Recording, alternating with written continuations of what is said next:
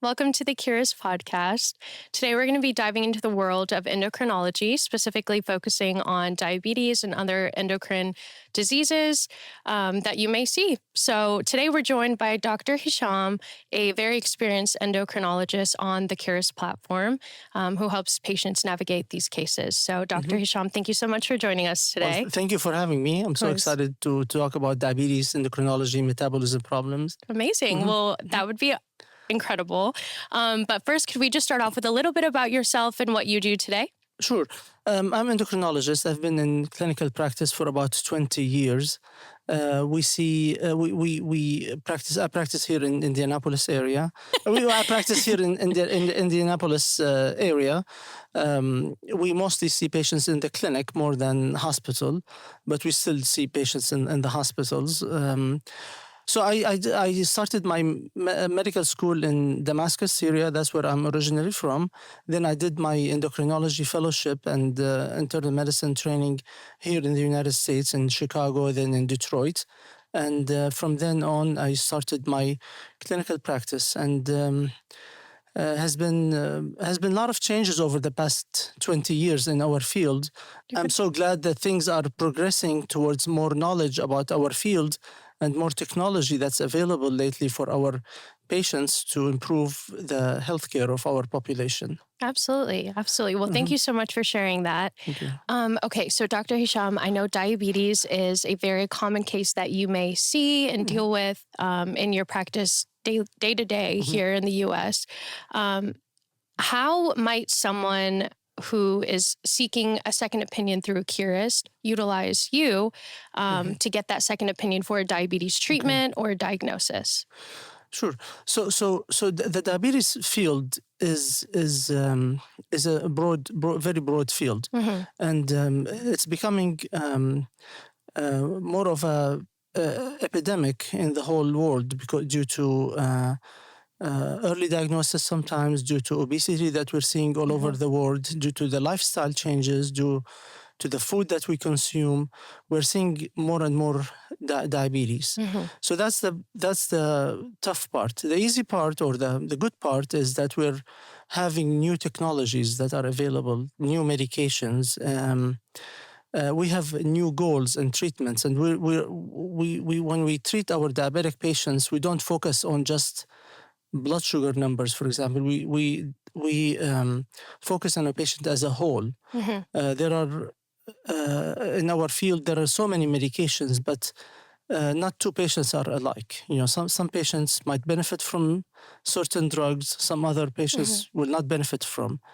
We have so much technology nowadays that we are advising to use, like especially insulin pumps, continuous glucose monitoring systems, and newer medications that are helpful in controlling diabetes and helping patients lose weight and protect their heart and their kidneys from the damage that is caused by diabetes. Absolutely. Absolutely. Yeah, no, that's a great response. And thank you for sharing.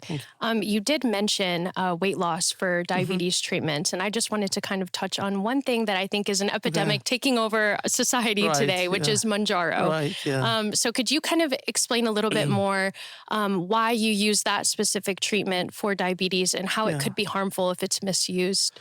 The class of Mounjaro's GLP-1 receptor agonist has been in the use for about 20 years now, since around 2004. And of course has been in research for at least the early 90s or late 80s. But the newest GLP-1 receptor agonists like Mounjaro and Ozempic have proven to be more effective than the older generation, and they're easier to use. Their specific use is for patients with diabetes, but as a side effect, or the good side effect that we see, is help people lose weight. And we know that the obesity epidemic is becoming a worldwide epidemic. So this class has helped us managing our patients, but at the same time, like any other drug, it's not for everybody. Every patient responds different than the other. And like any other medications, we worry about side effects. And we do not advise to use those medications unless your healthcare expert has recommended it to you. Yeah, absolutely. Absolutely. I think that's very important to touch on. And I think it is very important to distinguish that Kurist is not here to give those diagnoses, rather those second opinions. And you kind of touched on cases, you said it's not for everyone, Right. but in most people, or some people, that they'll use that drug specifically to treat their diabetes or weight loss for different diseases. So I think it's important to definitely get that consultation from your physician, or even use Kurist for that second opinion to see, what way you can take and how you could treat diabetes specifically. When we prescribe the weight loss medications, Yeah. or there are certain specific criteria that we have to go through. For example, Absolutely. if somebody has certain type of thyroid cancer, it's called medullary thyroid cancer, they cannot use Mounjaro or Ozempic because of the risk of this specific cancer in certain very rare high-risk population. If somebody has previous pancreatitis, for example, I mean, those are a risk for developing pancreatitis if they take this class of medication. So before I prescribe any of the new weight loss drugs, I specifically ask about these side effects, and sometimes we recommend close follow-ups too, because to monitor those side effects, and to make sure that the patient is benefiting more than giving themselves some side effects that they don't need, or doing some harm to their body. Absolutely. Yeah. No, that's very important. Yeah. Thank you for sharing that. Okay. And we kind of touched on a bit earlier, diabetes is just one of the things that you see dealing with every single day as an endocrinologist. So could you kind of touch on what other things that you may see on a daily basis that could require that second opinion expert advice? Yeah, I mean, the endocrine system and metabolism system is a broad field. We deal basically with all the hormones in the body, from pituitary to adrenal gland problems to thyroid problems, which is very common to have thyroid problems. I think 25% of the population have some type of thyroid problem, and we get a lot of second opinions specifically for thyroid problem. Because again, no two patients are alike, even with the thyroid. So the goals for thyroid levels in 22-year-old woman who is planning to get pregnant, for example, is different from a goal of thyroid levels on a 80 years old man who is leads sedentary lifestyle, who is not very, very active, who has heart problems. So basically the hormonal system is very dynamic. So sometimes we get a second opinion from patients telling us that their doctor told them their blood work is normal. But sometimes we feel that this blood work, although it might look normal or a little bit abnormal, but it's not normal for that specific patient. Right. Because of the dynamics of the hormonal system. We get a lot of second opinions in regard to rare conditions, especially for example, children who are, we don't treat a lot of children, but we sometimes get second opinion just to see what our opinion for growth, for example, the growth hormone issues. If a child is shorter than what his parents want, they ask us, is he a candidate for growth hormone, for example, or is he a candidate for just monitoring, or different diet, or different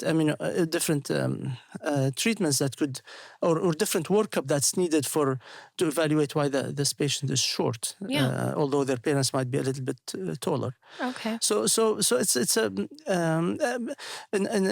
my opinion, that patients should know a lot about what's happening with their body, and they should have a very good understanding of the medical problems that they're suffering from, so they can seek the best treatments they have. Absolutely. And I think it's very important, for patients that are seeking that second opinion advice to really use it as a way to confirm, what their physician originally was diagnosing them with, or different treatment plans. So you kind of mentioned knowing their diagnosis a little bit before they know, next steps for treatment, or how to go about a struggle that they're dealing with and how to make it better. Yeah. How do you think that Kurist is allowing that second opinion conversation to happen for these endocrinologist patients? So how do you think someone who might have an endocrine disease or issue, why do you think they might want that second opinion? The reason for a second opinion is to know more about the condition and to understand what's happening. And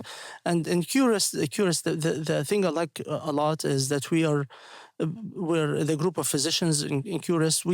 We have this philosophy of educating patients about what's happening, and have them know a lot about what's going on. I'll give you an example that we deal with. We deal with a lot in our practice, and it's something more, I would say, educational than just matter of symptoms. Is a condition called osteoporosis or weak bones, and especially it's a condition that affects elderly women after menopause. This condition doesn't hurt. People might live with osteoporosis with no pain unless they break a bone. Sure.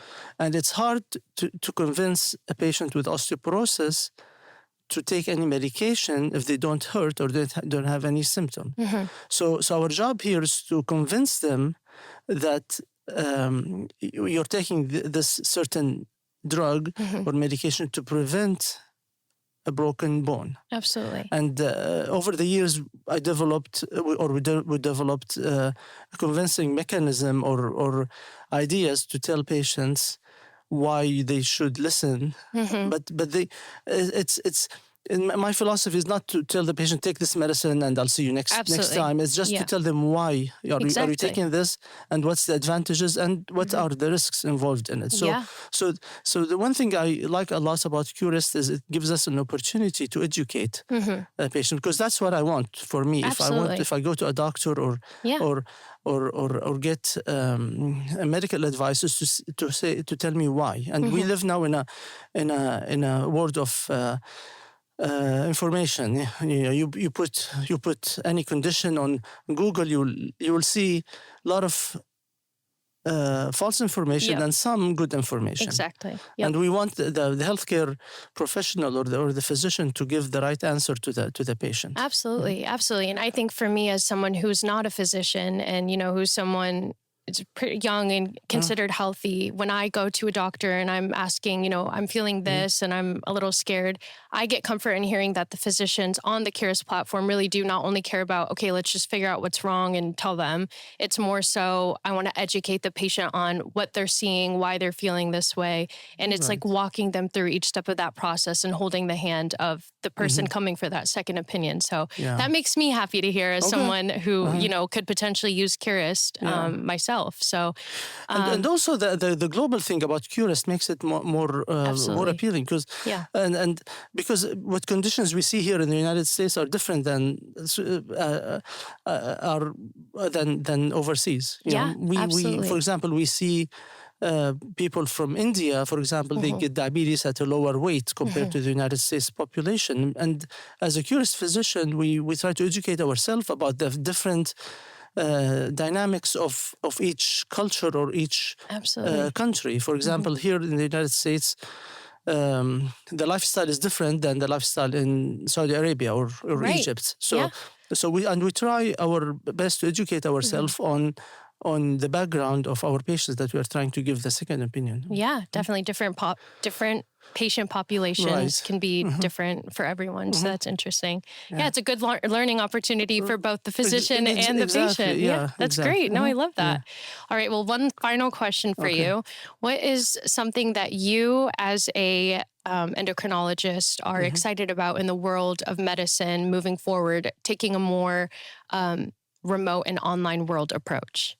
So in endocrinology, we rely a lot about numbers and information, and we rely a lot about examining the patient, of course. But during the COVID pandemic, we learned a lot more about online treatments and virtual visits, and they've been successful for us in general. As I mentioned earlier, we use a lot of insulin pumps and continuous glucose monitoring system. So we don't have the patients don't bring in their devices.